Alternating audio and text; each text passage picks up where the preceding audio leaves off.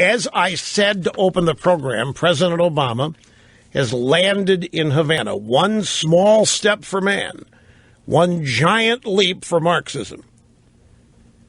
We have a montage of drive-by media types. This is the most excited they have been for an airplane landing since Gorbachev touched down in the U.S. in 1986.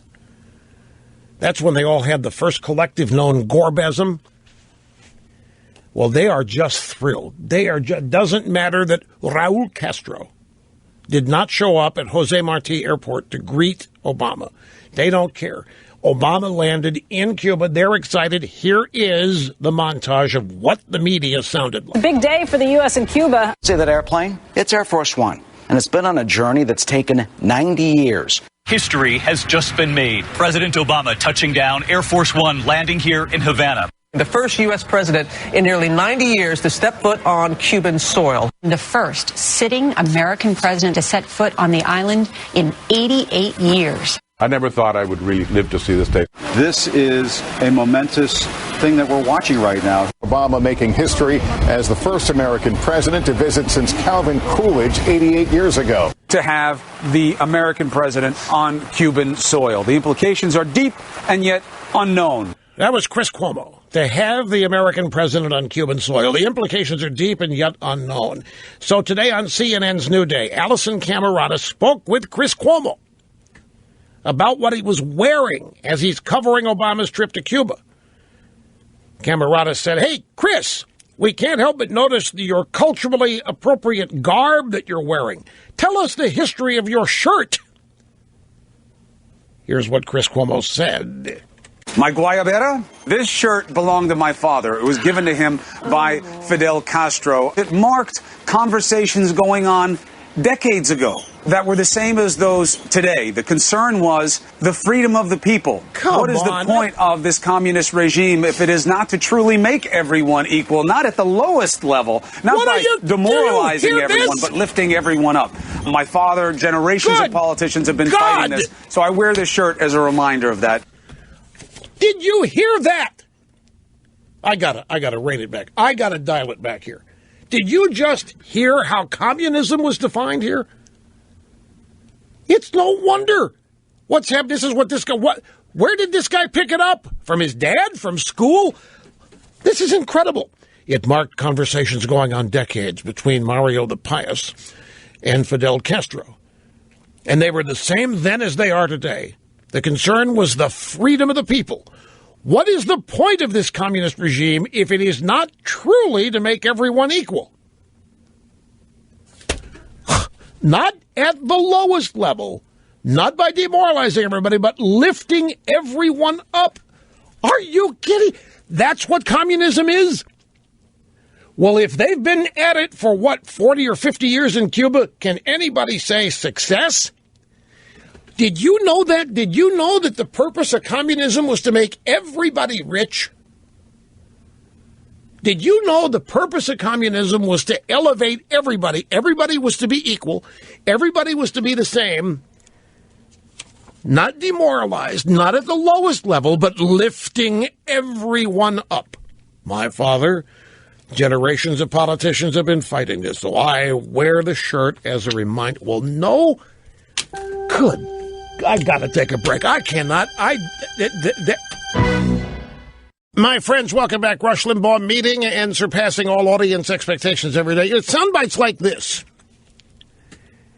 that, I don't know, slap me in the face and make me realize something that has escaped me all these years. For example, Chris Cuomo, who is the morning drive anchor, if you will, on the CNN, is talking about the shirt that he's wearing, and he's very happy that his dad, Mario the Pious, was in constant contact with Fidel Castro over the wonders of communism, the freedom of the people.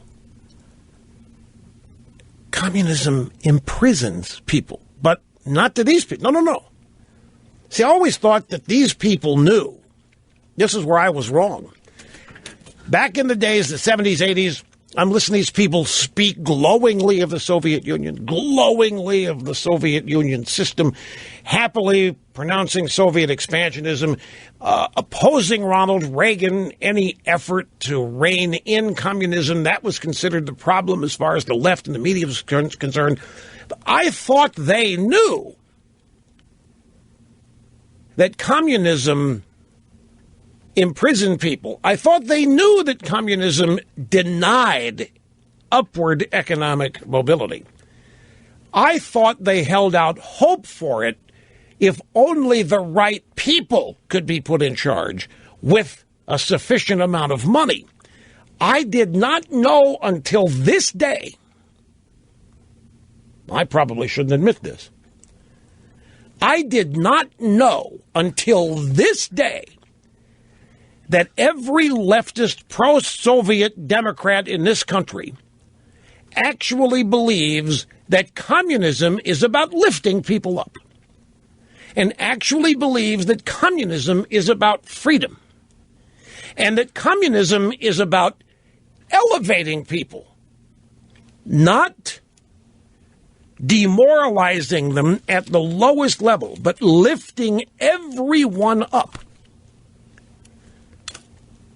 I thought they knew the problems of communism, but were holding out hope that its promise of equality and sameness could be marshaled into utopia.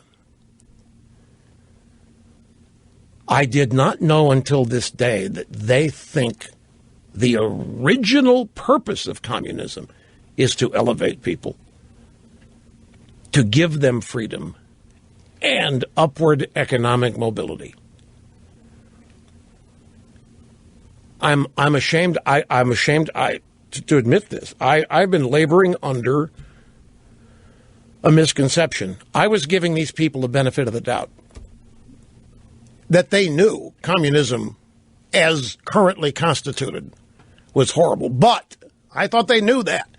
I thought they nevertheless held out hope that it was the best way for sameness, equality of outcomes. I did not know that they believe communism equals individual freedom. I did not know that they believe communism stands for upward mobility and equality. This explains a lot to me. Now, how is it that if they believe this, and if Chris Corners' father has been talking to Fidel about this for years, why hasn't anybody been able to pull this off? Why is it that no matter where you go in the world, socialism, communism is an abject failure and does the exact opposite of what these people believe it's designed to do? I am a little bit more understanding now of these dolts, given what they think it is. If somebody were to come along and you're a student in junior high, kindergarten, wherever, no matter where you go, in school, they tell you that communism is about individual freedom, economic prosperity, everybody enjoying it, everybody being the best, everybody being the same, nobody losing, no competition, total freedom, do whatever you want, and the state will make sure that everybody ends up with a lot.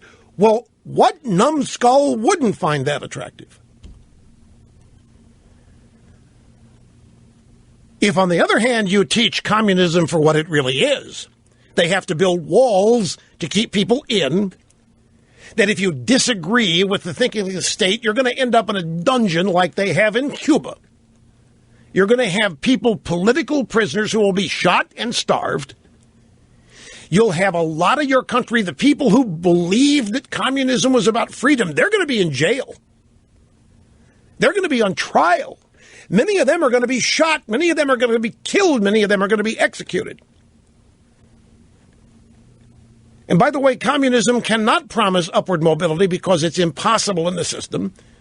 And communism cannot guarantee individual liberty and freedom because you must all think the same way. If it were taught that way, nobody would support it. This has been the great question. I'm a literalist. I'm the mayor of Realville. I say, how do these people believe in this stuff? In the real world, it's never worked. Never. The promise, the utopia, the dream. Never. Not only has it never worked, it's never even been approached. It's never been near Nobody's ever gotten close to it, no matter where you go. And yet, they continue to hold on to it. They continue to believe in the promise. What promise? There isn't any promise except prison, poverty, total mind control. But Chris Cuomo, look at what he thinks it is.